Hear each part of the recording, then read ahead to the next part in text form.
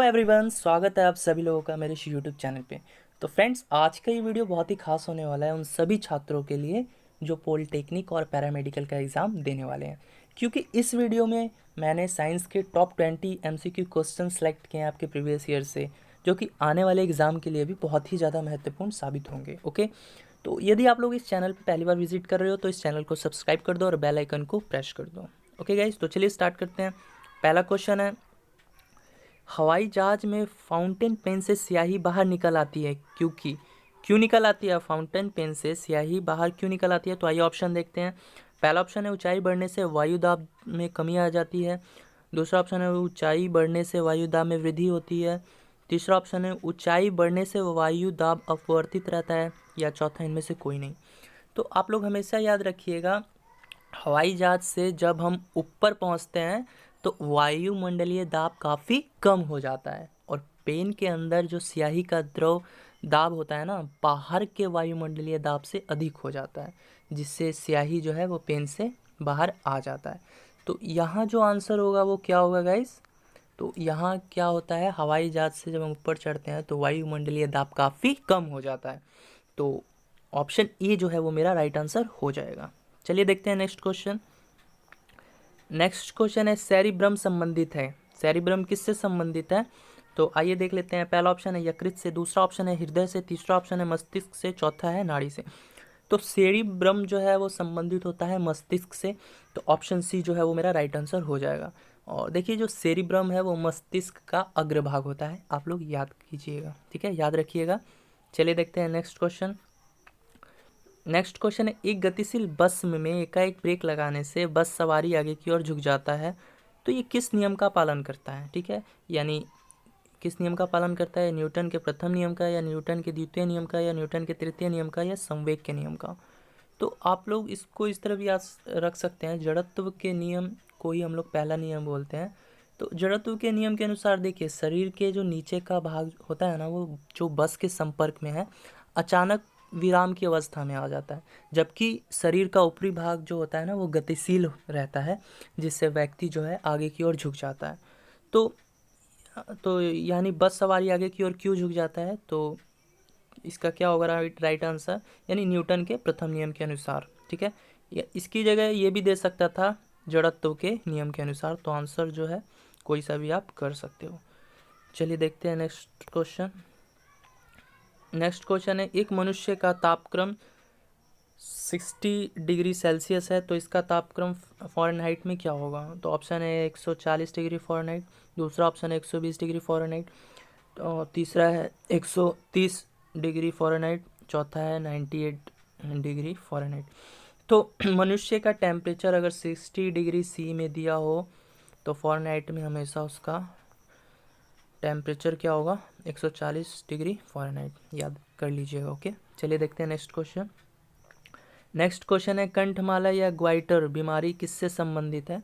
तो पहला है कान से, दूसरा है आँख से, तीसरा है गले से, चौथा है मुंह से। तो ग्वाइटर रोग जो होता है ना वो गले से संबंधित होता है, तो आप लोग इसे इस तरह नोट कर सकते हो। तो इसका जो आंसर होगा क्या होगा? सी होगा, है ना। चलिए देखते हैं नेक्स्ट क्वेश्चन।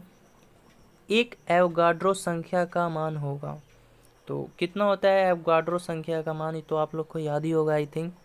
तो इसका जो होगा गाइज, हमेशा याद रखिएगा, 6.023 इंटू 10 का पावर 23, ठीक है। ये एवोगाड्रो संख्या होता है, ठीक है। एक एवोगाड्रो संख्या का मान इतना होता है, आप लोग नोट कर लीजिएगा। ओके, चलिए देखते हैं नेक्स्ट क्वेश्चन।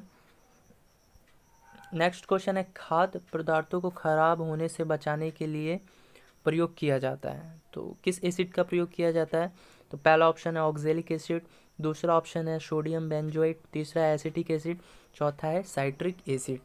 तो आप लोग जो है वो हमेशा याद रखिएगा, हम लोग खाद्य पदार्थों को ख़राब होने से बचाने के लिए हम लोग साइट्रिक एसिड का प्रयोग करते हैं।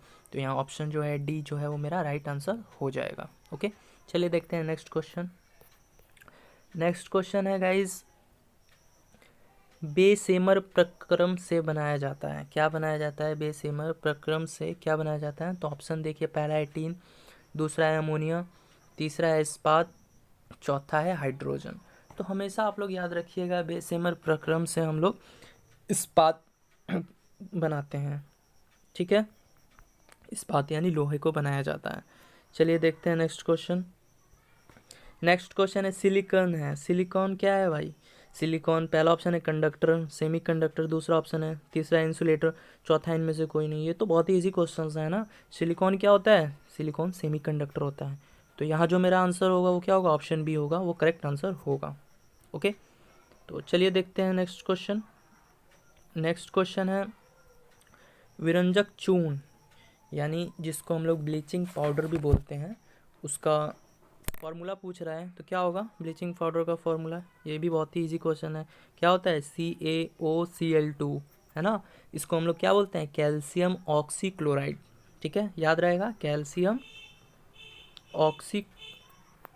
ऑक्सीक्लोराइड याद कर लीजिएगा, ऑक्सीक्लोराइड।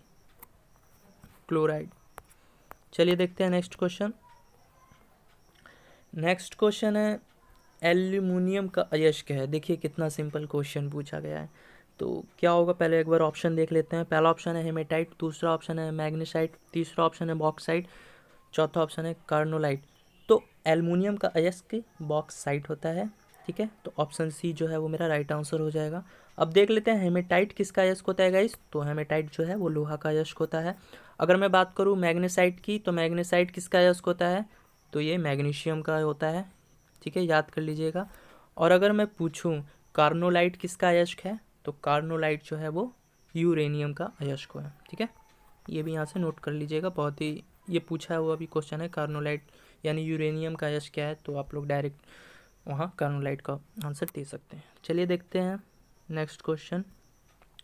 नेक्स्ट क्वेश्चन है आधुनिक आवर्त सारणी जो है वो आधारित है, किस पर आधारित है? अणुभार पर, परमाणु भार पर, परमाणु क्रमांक पर, या न्यूट्रॉन पर? तो गाइज देखिए इसका जो है राइट आंसर है वो होगा परमाणु क्रमांक पर, ठीक है। तो ऑप्शन सी जो है वो मेरा राइट आंसर हो जाएगा, ठीक है। और आधुनिक आवर्त सारणी वो है उसके जो वो किसने दिया, क्वेश्चन इस तरह भी पूछ सकता है, आधुनिक आवर्त सारणी किसने दिया? तो मॉसले जी ने दिया, आप लोग याद कर लीजिएगा, ठीक है, मॉसले जी ने। चलिए देखते हैं नेक्स्ट क्वेश्चन। निम्नलिखित में से किसकी कमी से दांत की बीमारी होती है? जिंक की कमी से होती है, या फ्लोरीन की कमी से होती है, मैग्नीज की कमी से होती है, या एल्युमिनियम की कमी से होती है? तो ये भी बहुत ही इजी क्वेश्चन है। फ्लोरीन की कमी से दांत में बीमारी होती है। तो ऑप्शन बी जो है वो मेरा राइट आंसर हो जाएगा। चलिए देखते हैं नेक्स्ट क्वेश्चन। नेक्स्ट क्वेश्चन है निम्नलिखित में से सदिश राशि है। सदिश राशि कौन सी है? पहला वेग, पहले तो जान लेते हैं सदिश और अदिश राशि होती क्या है। तो पहले देखते हैं अदिश राशि, यानी वह राशि जिनमें केवल परिमाण होता है, यानी मैग्नीट्यूड होता है, ठीक है, डायरेक्शन नहीं होता, उसे हम लोग अदिश राशि बोलते हैं। तो अदिश राशि कौन कौन सी होती है गाइस? तो द्रव्यमान हो गई, ठीक है, समय हो गया, लंबाई हो गया, ये सब क्या है? ये सब आपकी अदिश राशि हैं, ठीक है। अब बात करते हैं सदिश राशि की। तो सदिश राशि यानी वह राशि जिनमें मैग्नीट्यूड और डायरेक्शन दोनों होते हैं, उन्हें हम लोग सदिश राशि बोलते हैं। जैसे कौन कौन से? वेग हो गया, बल हो गया, है ना, संवेग हो गया, ये सब क्या है? सब सदिश राशि हैं, तो आप लोग याद रखिएगा। ओके, चलिए देखते हैं नेक्स्ट क्वेश्चन। नेक्स्ट क्वेश्चन है एपिडर्मिक, यानी एपिडर्मिक रोग संबंधित है, किस चीज़ से संबंधित है? पहला ऑप्शन है गला, दूसरा ऑप्शन है कान से, तीसरा है स्किन से, चौथा है नाक से। तो एपिडर्मिक जो रोग होता है वो स्किन से होता है, ठीक है, यानी इसमें क्या होता है, स्किन का इन्फेक्शन हो जाता है, ठीक है, इसी को एपिडर्मिक रोग बोलते हैं। तो स्किन से संबंधित है, तो ऑप्शन सी जो है वो राइट आंसर हो जाएगा। चलिए देखते हैं नेक्स्ट क्वेश्चन। नेक्स्ट क्वेश्चन है ऑप्थेल्मिक संबंधित है। तो देखिए गाइज, आप भी अगर पैरामेडिकल में आना चाहते हो तो आप लोग को तो पता ही होगा, एक पोस्ट होता है ऑप्थेल्मिक असिस्टेंट, ठीक है। तो वो किस चीज़ से संबंधित होता है? तो पहला है नाक से, दूसरा है मुंह से, तीसरा है जीभ से, चौथा है आँख से। तो ऑप्थेल्मिक जो है वर्ड है वो किससे संबंधित है? आँख से, ठीक है। तो ऑप्शन डी जो है वो राइट आंसर हो जाएगा। चलिए देखते हैं नेक्स्ट क्वेश्चन। नेक्स्ट क्वेश्चन है एक्वारेजिया में अम्लों का अनुपात क्या होता है? तो देखिए होता है क्या है, अम्ल राज में एक भाग जो होता है वो नाइट्रिक एसिड होता है, ठीक है, नाइट्रिक एसिड यानी HNO3। एक भाग जो होता है वो नाइट्रिक एसिड का होता है, तथा 3 भाग जो होते हैं वो हाइड्रोक्लोरिक एसिड के होते हैं, है ना, यानी 3 भाग हाइड्रोक्लोरिक एसिड के होते हैं। तो यहाँ से मेरा राइट आंसर क्या होगा, यानी 1:3 होगा। ठीक है। और एक बात और याद रखिएगा, अम्लराज में जो है सोना घुल जाता है। तो यहाँ जो ऑप्शन है वो क्या होगा, 1:3 होगा, यानी ऑप्शन सी जो है वो मेरा राइट आंसर हो जाएगा। चलिए देखते हैं नेक्स्ट क्वेश्चन।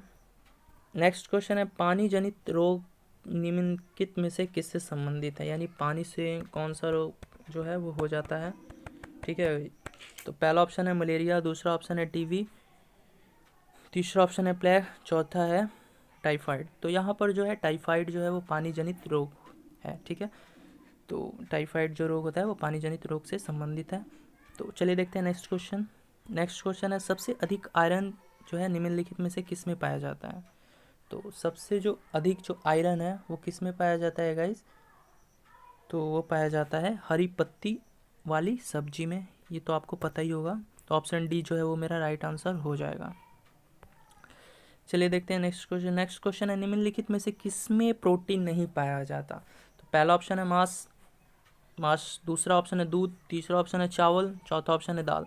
तो देखिए मांस में तो पाया जाता है ना, दूध में भी पाया जाता है, दाल में भी पाया जाता है, लेकिन चावल में नहीं पाया जाता। तो ऑप्शन सी जो है वो मेरा राइट आंसर हो जाएगा। तो गाइस कैसी लगी वीडियो, यदि आपको ये वीडियो पसंद आई हो तो प्लीज़ इसे लाइक कर दीजिएगा और इसे शेयर कर दीजिएगा। ओके, धन्यवाद।